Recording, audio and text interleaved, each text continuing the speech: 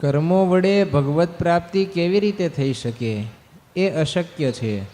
કર્મો તો જડ અને બાંધવાવાળા હોય છે. વગેરે ભાવના થવી તે મતમાં દોષ દ્રષ્ટિ કરી ગણાય.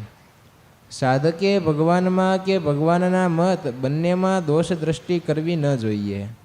એમના મતમાં પૂરો વિશ્વાસ નથી એનો અર્થ એ થયો કે ભગવાન ખુદમાં પણ આપણને પૂરો વિશ્વાસ નથી. એક છે ભગવાન, એક છે ભગવાનનું કાર્ય.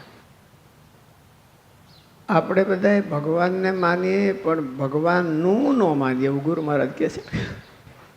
ગુરુ મહારાજ ઘણી વખત એવું કહે છે કે આપણે બધા ભગવાનને માનીએ પણ ભગવાનનું ન માનીએ.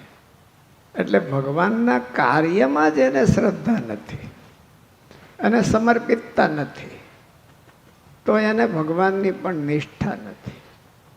આપણે એમ કહીએ કે શાસ્ત્રીજી મહારાજને આપણે ગુરુ માનીએ અને બધી વાતે આપણે પૂજ્ય બુદ્ધિ માની પણ એના કાર્યમાં જો આપણને નિષ્ઠા ન હોય ને એના ભરેલા ન હોય તો આપણને શાસ્ત્રીજી મહારાજમાં પણ નિષ્ઠા નથી.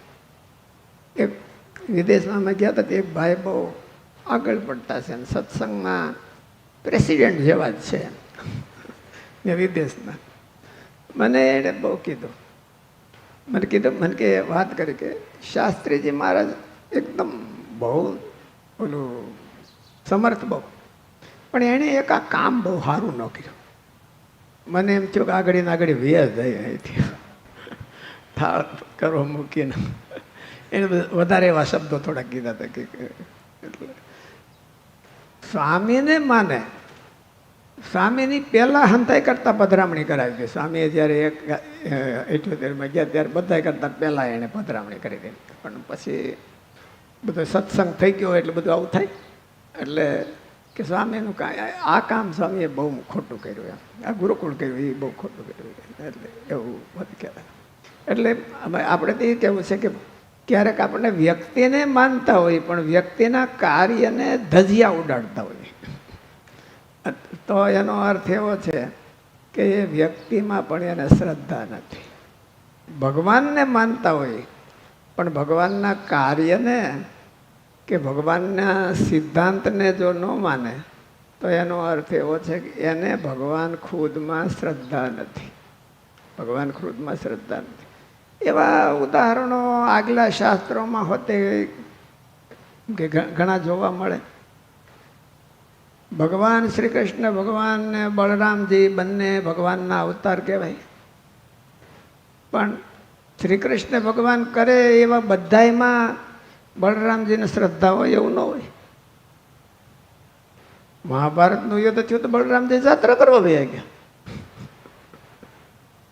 તો શ્રી કૃષ્ણ ભગવાન તો બધી યુદ્ધની બધી સામગ્રી પહેલાં તો યુદ્ધને બંધ કરવા હાટો પ્રયત્ન કર્યો અને પછી શંખ પણ હોતી પહેલાં વગાડ્યો પોતે. પાંચજન્યમ ઋષિકેશમ દેવદત્તમ ધનંજય એટલે શંખ હોતે પહેલો વગાડ્યો અને સમાવવા હોતે યુદ્ધ બંધ કરવા હોતે પોતે પ્રયત્ન કર્યો.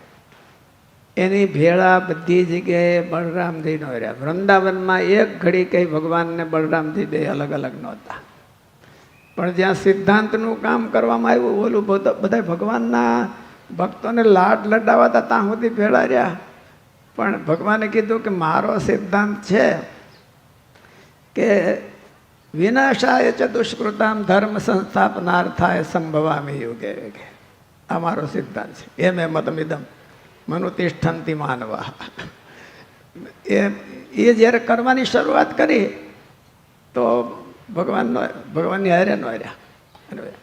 એટલે ઘણી વખત એનો અર્થ એવો છે કે વ્યક્તિમાં પણ આપણી શ્રદ્ધા છે એ મોળી છે.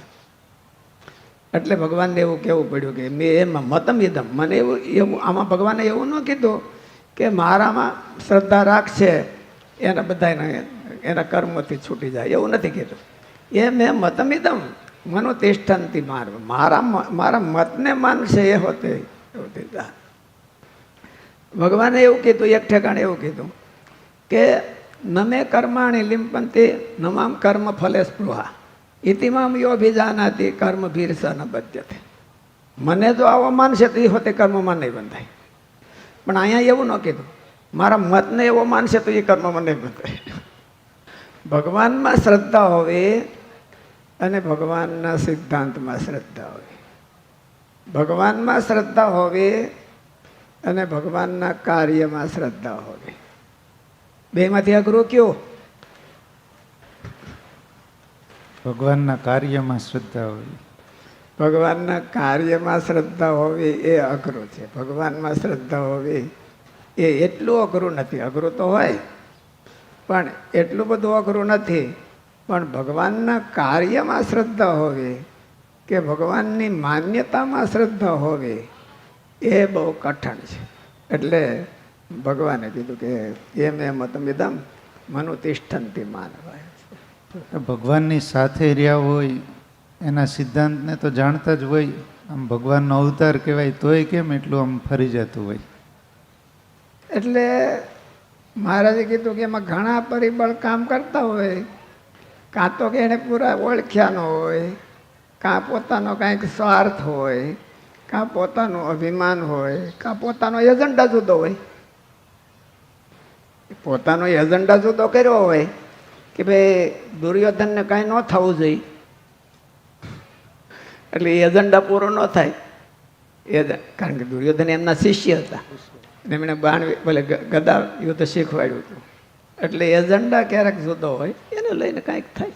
નહીં તો થવું ન જોઈએ પણ તોય થાય છે એવું ઇતિહાસ કહે છે.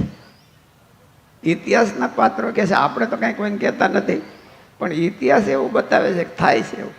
ભગવાનમાં શ્રદ્ધા હોય ને ભગવાનના કામમાં શ્રદ્ધા ન હોય. ભગવાનમાં શ્રદ્ધા હોય ને ભગવાનના સિદ્ધાંતમાં શ્રદ્ધા ન હોય એવું બને. અને મહારાજ વખતે એવું બનતું હોય છે. અને પછી મોટા પુરુષો હોય ત્યારે હોતે એવું બનતું હોય કે ક્યારેક આપણને એમ લાગે કે બરાબર નથી, બધા બરાબર કરતા નથી.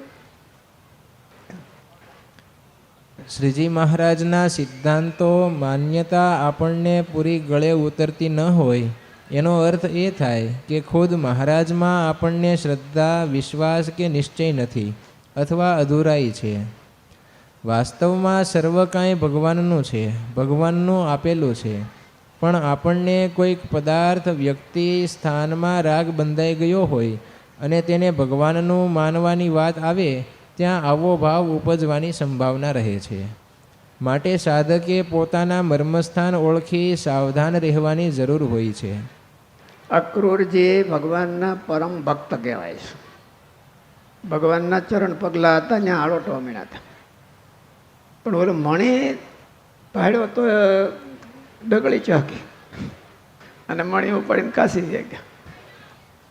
અને કાશીમાં દાનશાળા શરૂ કરી. આવો છે ને ડોનેશન જોતું હોય આપીએ છીએ, મંદિર કરવું હોય તો. એટલે ક્યારેક ક્યારેક માણસને રાગ હોય એ ભગવાનમાં શ્રદ્ધા ડગાવી દે.